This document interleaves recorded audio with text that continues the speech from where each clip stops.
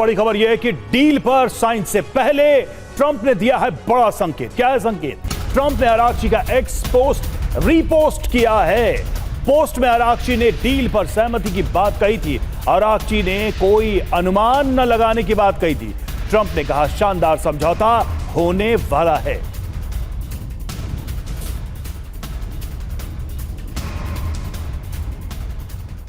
तो एक संकेत ट्रंप ने दिया है, आराघची के पोस्ट को रीपोस्ट किया है और यह कहा है कि शानदार डील होने वाली है। उधर आराघची कह रहे हैं कि कोई अनुमान न लगाया जाए, लेकिन यह पहली बार है जब डील को लेकर दोनों तरफ से कुछ सकारात्मक संकेत दिए जा रहे हैं। यह कहा जा रहा है कि हां, ऐसा हो सकता है। क्या खबर है, सबसे पहले यह जानना बहुत जरूरी है। कल देखिए जिनेवा में डील पर फाइनल मुहर लगेगी, क्या यही सबसे बड़ी बात है, सबसे बड़ा सवाल है। डोनाल्ड ट्रंप क्या कह रहे हैं? एक शानदार समझौता होने वाला है। आराघची कह रहे हैं समझौता पहले से कहीं अधिक करीब है समझौते के हम किसी डील पे पहुंच सकते हैं। ट्रंप कह रहे हैं डील के मुताबिक ईरान के पास एटम बम नहीं होंगे। आराघची कह रहे हैं समझौते से पहले डिटेल्स पर अनुमान न लगाया जाए, किसी तरीके का कयास न लगाया जाए। ट्रंप कह रहे हैं ईरान के साथ अब युद्ध खत्म करने का समय है। आराघची कह रहे हैं समझौते के बाद 60 दिनों की दूसरे चरण की वार्ता। और ट्रंप का कहना है कि समझौते के बाद हॉर्मुज स्ट्रेट पूरी तरह से खुल जाएगा। आराघची कह रहे हैं दूसरे चरण में परमाणु कार्यक्रम प्रतिबंध हटाने पर बात होगी, यानी पहले चरण के बाद उस पर बात होगी। ट्रंप कह रहे हैं डील की शर्तें मानने पर ही संपत्ति अनफ्रीज होगी। आराघची कह रहे हैं परमाणु संवर्धन प्रतिबंधों से राहत पर अभी फैसला नहीं हुआ है।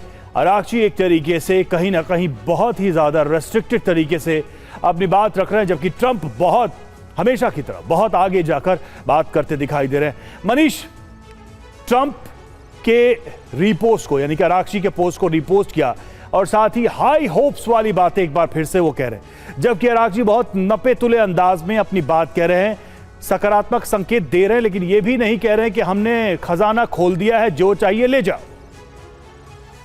देखिए, ईरान के विदेश मंत्री जिस तरीके की बात उन्होंने सोशल मीडिया में की है या फिर जिस तरह के बयानबाजी विदेश मंत्रालय की तरफ से हुई है, दरअसल इसमें कोई दो राय नहीं कि पूरी दुनिया ने देखा कि नेगोशिएशन के मामले में ईरान किस हद तक एक अलग लेवल पर है। और आज की बात नहीं है, बल्कि ईरान का इतिहास कहता है कि सैकड़ों सालों से नेगोशिएशन के मामले में ईरान ने किसी एक विषय पर, कि आज शनिवार का दिन है, केवल इस पर वो इन 10 साल तक डिस्कस कर सकते हैं। तो ऐसी स्थिति में उनके लिए इससे बेहतर और क्या होगा कि ट्रंप चाहते हैं कि बैठकर डील की जाए, डील को लेकर नेगोशिएशन हो। तो ये ईरान की मनचाही मुराद है। आप कह सकते हैं कि ईरान के लिए ये जीत जैसा है और इसीलिए वो इस तरह का रिएक्शन भी दे रहे हैं। रही बात प्रेसिडेंट ट्रंप इस वक्त किसी भी कीमत पर एक डील दिखाना चाहते हैं कि मैंने ओबामा से बेहतर डील करके दिखाया वगैरह वगैरह।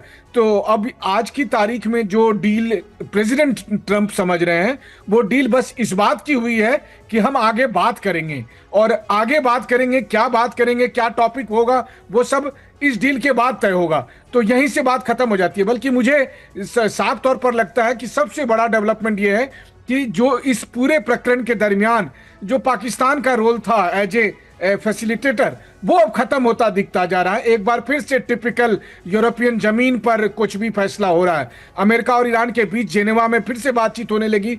पाकिस्तान की वैल्यू धीरे धीरे करके खत्म हो रही है। मुझे लगता है कि बस पाकिस्तान के प्रधानमंत्री ने ट्रंप से कहा होगा कि हुजूर कम से कम मुझे एक ट्वीट कर देने दीजिए, ताकि मैं कहूंगा कि ये सब कुछ होने जा रहा, बस मुझे इतना क्रेडिट मिल जाए। जी और बिल्कुल, और क्योंकि कल की जो तारीख है वो सामने आ रही है, और अब इस तारीख को अगर बात करें 14 तारीख को, तो डोनाल्ड ट्रंप का जन्मदिन भी, और ऐसे में जाहिर सी बात है कि ईरान कोई ऐसा जन्मदिन पर गिफ्ट भी नहीं देना चाहेगा कि खुद का नुकसान हो और डोनाल्ड ट्रंप खुशी की मारी उछलने लग जाए।